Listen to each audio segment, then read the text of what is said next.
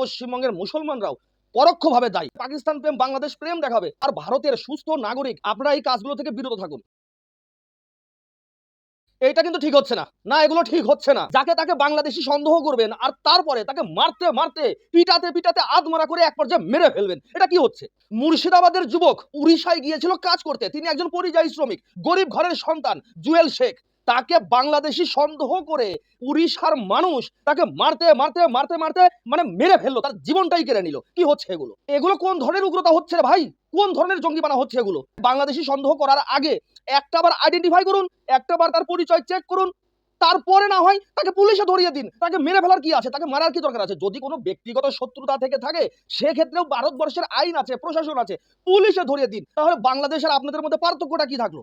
বাংলাদেশ যে জঙ্গি দেশ, বাংলাদেশ যে জঙ্গি রাষ্ট্র, সেক্ষেত্রে আমাদের ভারতবর্ষ সভ্য একটা দেশ। সেই দেশে দাঁড়িয়ে আপনারা কেন এগুলো করবেন?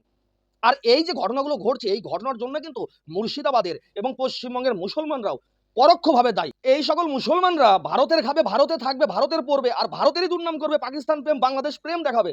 তাই বলছিলাম যে তোমরাও পাকিস্তান আর বাংলাদেশ প্রেম দেখানো বন্ধ করো আর ভারতের সুস্থ নাগরিক আপনারা এই কাজগুলো থেকে বিরত থাকুন। কাউকে মারার অধিকার আপনাকে দেওয়া হয়নি। ভারতবর্ষের আইন ব্যবস্থা রয়েছে, প্রশাসন রয়েছে। পুলিশে ধরিয়ে দিন, তারপরে পুলিশ তার উপযুক্ত শাস্তি অবশ্যই দেবে।